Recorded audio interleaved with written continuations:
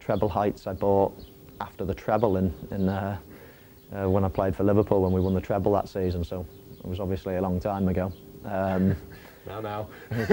10 years or something, so I think she's 13 now, so yeah, so she was fantastic. She won a listed race and was second in a Group 2 in France and whatever, and then we put her in foal to Pivotal a couple of times, to Selkirk.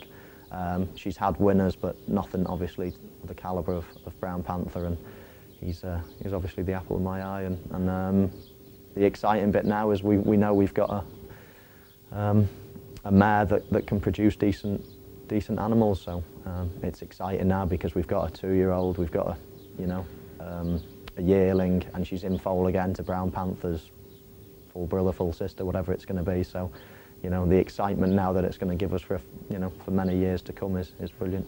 I mean, you're a proper family man. You may be a sort of famous footballer, but family means a lot to you, and it sounds a little bit like treble is part of the family.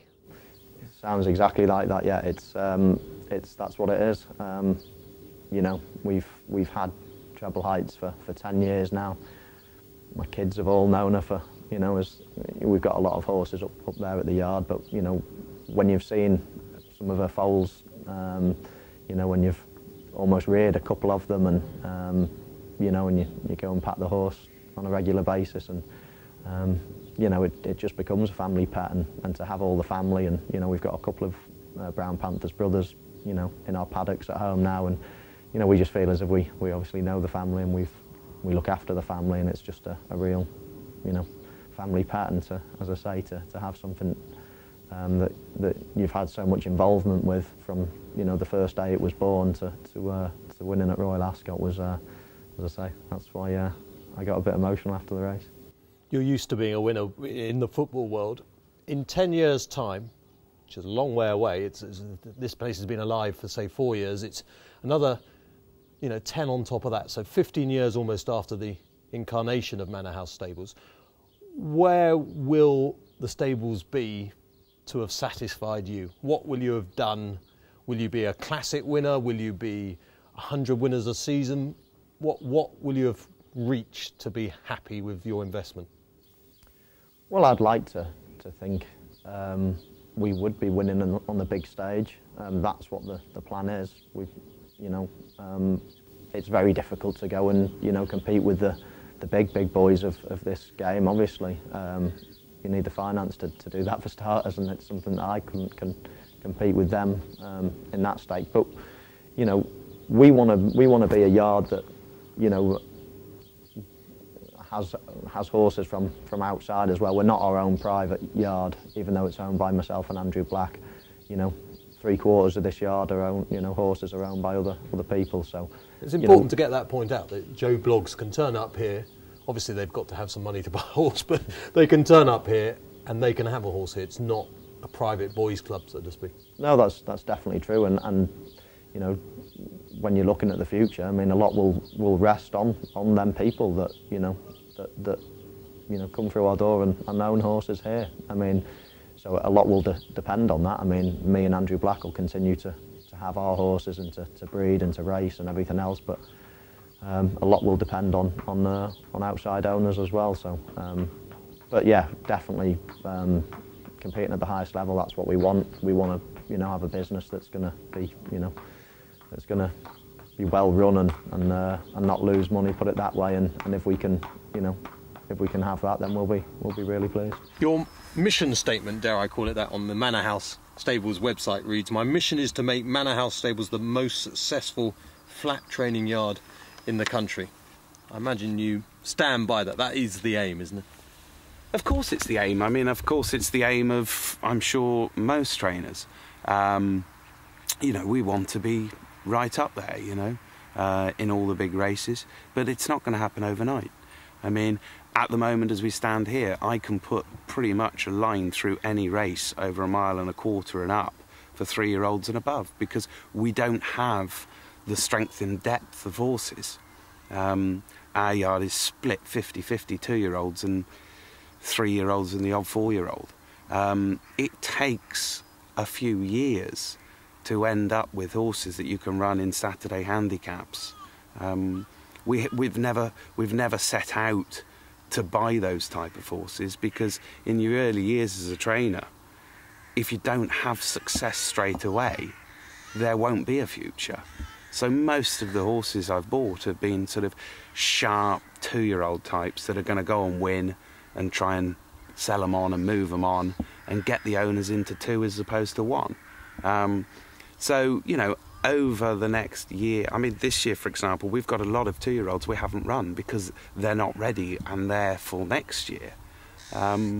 So, you know, it's a completely different way of setting out your stall, and the whole game plan has changed. We'll still buy sharp 2-year-olds, but we're also going to buy 3-year-old types, so that in 3 years' time we have the odd 5-year-old that hopefully will be campaigning in some international races, you know. So it's a long-term plan, this. It's not just this week. It doesn't, you know, and that makes me relax a little bit, that, you know, each race matters, but you don't live or die by it. Michael, footballing owners, you've got Scholes, Giggs, Brown, O'Shea, Neville, Butt and Carrick, and Jonathan Woodgate, of course, away from Man United, all in the yard. What are they like? Are they good owners? Do they pay their bills on time? What are they like? Yeah, they certainly pay their bills on time. That would be a great stage to say, if not, wouldn't it? No, yeah, I mean, Woodgate in particular, he's owned right from the start, and he's got a lovely horse here in Johnny Mudball that's unfortunately injured at the minute, but he's a horse that we really like.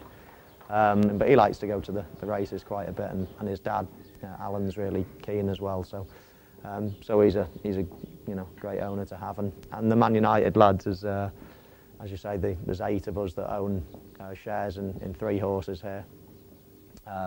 Well, we all own an 8th, obviously, in 3 horses, and unfortunately, their horse isn't as good as Mr. Woodgate's, or their horses aren't. So I feel a bit guilty, because they obviously they're good payers, and you know, we haven't had much success with them yet, but you know, they don't give me too much stick, put it that way. Are they a nightmare from the point of view of tips? I mean, is the first thing anyone says to you is what have you got for us today, Michael? There's a few lads that'll have a bet. There's a couple of the kit men at work that are keen, and one of the canteen lads is also a big racing fanatic. So yeah, a lot of and the manager, of course. Well, I was going to say, Sir Alex, I mean, it's a sort of double-edged sword, isn't it? You give him a winner, you know, another year's contract. you give him a loser tips. And you're out. Yeah. By the manager with tips. Yeah, no, yeah, well, he's obviously a big player in the game. The manager owns, you know, a lot of horses.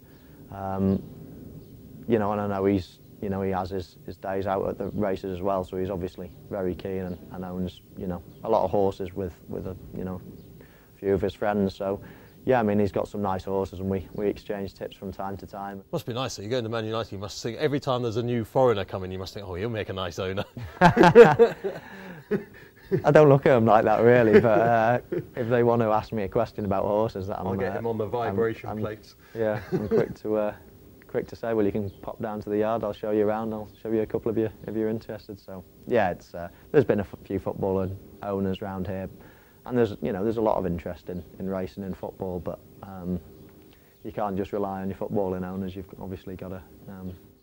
Have you ever been leg out for a half watching a horse race? Have you ever got off the pitch in order to watch a horse race? Has it ever happened in your career? And at half time, have you ever watched a race? The closest I've got is I've done a couple of things. I've listened to a race. Obviously, you can't watch a race on the telly in 5 minutes before a race, but I've listened to a race when I'm not supposed to have been. So if I've had a horse running in a big race, and I've snuck off to the toilet with the phone down my shorts and gone and listened to it. And the other thing I've done was in a pre-season friendly, so it wasn't that bad. But I knew my horse was running at 3:05 or something, and we were playing in a pre-season friendly back in, as I say, when I was at Liverpool. I think we were playing Crewe in a pre-season friendly, and I knew where my mum and dad were sitting in the crowd. And 5 minutes into the game, I think we got a corner, and I was sort of giving it, did it win or did it? And that was Treble Heights, in fact, in a listed race at Newmarket. So if we ever see you on the Man U bench, obviously you'll be playing, but if you ever see you on the Man U bench and you've got a Walkman on, you're not listening to TalkSport or Radio 5 Live, getting the Group 1 from Newmarket. Or something. No. It's obviously it's unfortunate when a lot of these things clash, but but obviously you know, football is the priority and whatever. But as I say, there were 2 occasions, once in the dressing room before a race that I listened to it, and once during a game, just when we got a corner, I got a thumbs up from my mum and dad. So. And honestly, has Sir Alex ever at half-time said, lads, I'm leaving the talk to the assistant manager, I'm going to watch the 2:30 at Aintree or something? Well, I remember there was What a Friend came second, wasn't it, against to Denman? Yeah. The King George, wasn't it?